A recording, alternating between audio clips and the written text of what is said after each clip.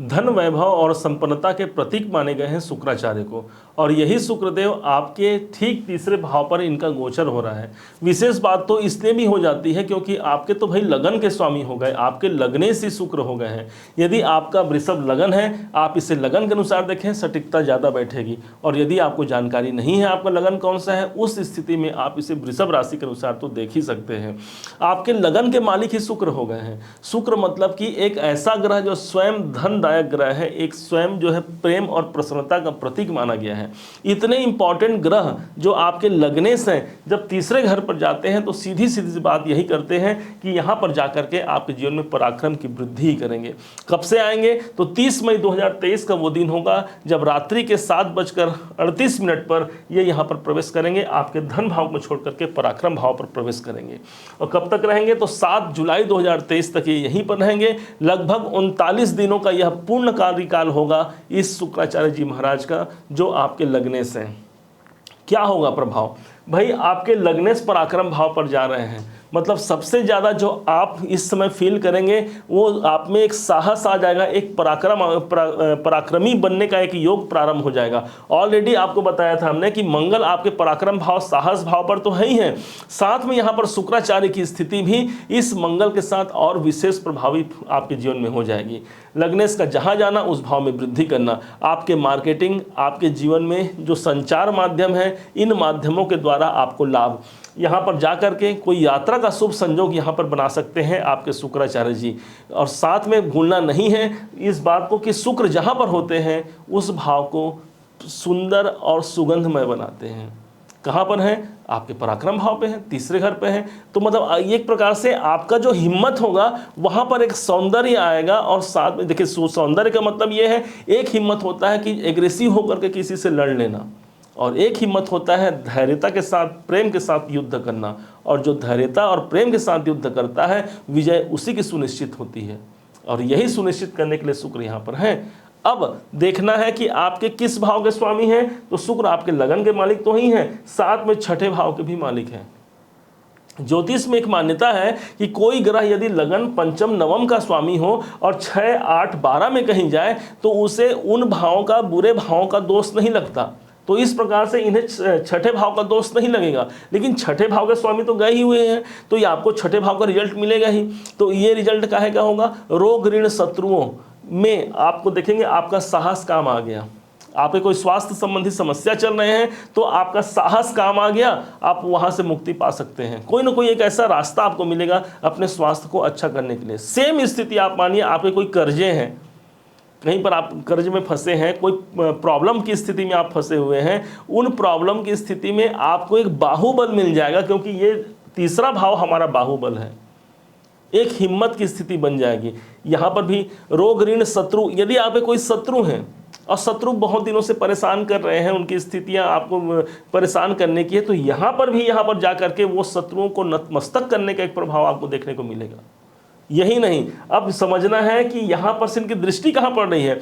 तो शुक्र की 7वीं दृष्टि पड़ रही है नवम भाव पर। 1, 2, 3, 4, 5, 6, 7 नवम भाव पर दृष्टि है। नवम भाव का है का? नवम भाव है आपके भाग्य का। दृष्टि कैसी है? दृष्टि है मित्र दृष्टि, क्योंकि ये 10 नंबर है। मेष, वृष, मिथुन, कर्क, सिंह, कन्या, तुला, वृश्चिक, धनु, मकर। तो मकर भाव शनि का घर हो गया, और शनि तो ऑलरेडी आपके कर्म भाव पर तो चल ही रहे हैं, 2.5 साल तक रहेंगे शनिदेव। और ऊपर से शुक्र जो आपके लगने से उनकी दृष्टि होना, यकीन मानिए आपके कैरियर और भाग्य में ग्रोथ की संभावना को सर्वाधिक यहाँ पर दृष्टिगोचर कर रहे हैं यहाँ पर शुक्राचार्य जी। मतलब कर्म का साथ तो आपको शनि का तो प्राप्त है ही है, साथ में यहाँ पर शुक्र आपके भाग्य का भी साथ आपको दिलाने के लिए शुक्र की दृष्टि पड़ रही है। सिर्फ और सिर्फ आप इतना समझिए। अब कुछ पॉइंट ऐसे हैं जिसको आपको ध्यान देना होगा। चंद्रमा के घर पर गए हैं, कर्क राशि पर गए हैं, ऑलरेडी शुक्र यहाँ पर जब गए हैं तो चंद्रमा का घर शुक्र के लिए कोई सहज नहीं है। शुक्र जब चंद्रमा के घर पर जाते हैं तो अपने आप को असहज महसूस करते हैं। उन्हें ऐसा लगता है भाई कि मैं अपने मन मुताबिक अपने घर पर नहीं आया हूँ, और साथ में जो उनके साथ में है मंगल, वो भी इनके मित्र नहीं है। तो उस कंडीशन पे शुक्र को असहजता महसूस होगी।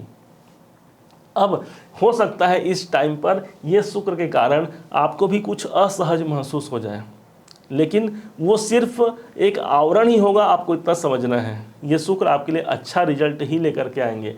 अब तो इससे मुक्ति कैसे पाया जाए? मान लीजिए कहीं से हमको कुछ पॉइंट के लिए हमको नेगेटिव मिलेगा भी, क्योंकि साहस भाव पर मंगल तो पहले से बैठे हैं नीच के और शुक्र भी आ गए हैं, तो साहस को बुरे मार्गों पर ले जा सकते हैं। बस आपको यही सबसे ज़्यादा ध्यान रखने की आवश्यकता है।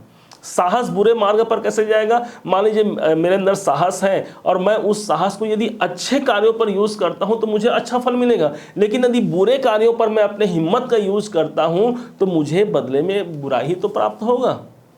बस इतना ही है। अब इसको आपको अच्छा बनाने के लिए सबसे पहला जो उपाय है, आप अपने घर को साफ सफाई से युक्त रखिए।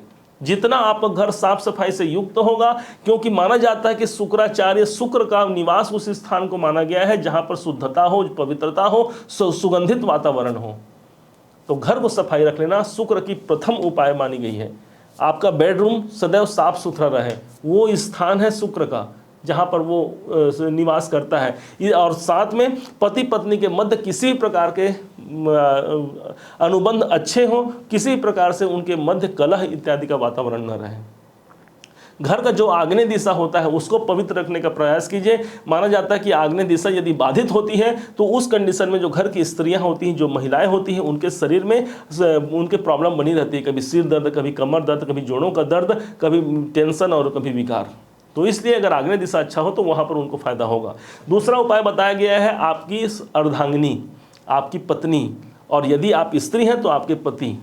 क्यों? क्योंकि सप्तम भाव के कारक ही माने गए हैं शुक्राचार्य को। तो जिस घर में पति पत्नी के मध्य सामंजस्य अच्छे से होता है, दोनों के मध्य प्रेम संबंध अच्छे से बने होते हैं, उस घर में देखिएगा संपत्ति की वृद्धि होगी। शास्त्रों में ऐसा वर्णित है, जहां सुमति तह संपत्ति नाना और जहां कुमति तह विपत्ति निदाना। कुमति जहां होगा अनेक प्रकार की विपत्तियां उस घर में आएंगी, एक गया नहीं, दूसरा, तीसरा, चौथा। और जहां सुमति हो गया, पति पत्नी के मध्य अगर उनके वैचारिक मतभेद नहीं है, कलह मारपीट लड़ाई झगड़े नहीं हैं, वहां पर धन की देवी जो होती है माँ लक्ष्मी, वो स्वतः ही आकर्षित होकर के आती है, क्योंकि धन की अधिष्ठात्री देवी माँ लक्ष्मी है और धन के जो देवता है वो है कुबेर देव, और धन के जो ग्रह हो गए वो हमारे शुक्राचार्य जी महाराज। तो जब शुक्र को हमने मजबूत बना लिया, मतलब धन, कुबेर, माता लक्ष्मी को आकर्षित हमने कर लिया, तो घर की जो महिलाएं हैं उनको प्रसन्न रखिए। माना जाता है कि जिस घर में महिलाओं के आंसू गिरते हैं वो घर कभी पनप नहीं सकता। कितना भी आप प्रयास कर लीजिए, कितना भी आप उपाय कर लीजिए, घर की महिलाओं को सदा आप प्रसन्न रखने का प्रयास कीजिए, अपने आप आपके सारे उपाय आपके फलीभूत हो जाएंगे और घर वृद्धि को प्राप्त होने लगेगा। तीसरा और सबसे अहम उपाय हमने निकाला है गुलाब जल। ये गुलाब जल का उपाय इस शुक्र के गोचर परिवर्तन में जो 39 दिनों का जो समय है उसको आपके अनुकूल बना सकता है। कैसे बना सकता है? शुक्र का सूर्य का जिस घर में प्रवेश हुआ है वो हुआ है 4 नंबर पर कर्क राशि पर, जिसके अधिपति होते हैं, जिसके स्वामी होते हैं चंद्रमा। शुक्र को और चंद्रमा को दोनों को देखा जाए तो ये गुलाब जल में ये समाहित होते हैं। गुलाब जो कि फूलों का प्रतीक है, सौंदर्य का प्रतीक है, खुशबू का प्रतीक है। गुलाब का जो फूल होता है ये साक्षात शुक्राचार्य जी हैं, शुक्र हैं, क्योंकि उसमें सुगंध भी है और फूल भी है।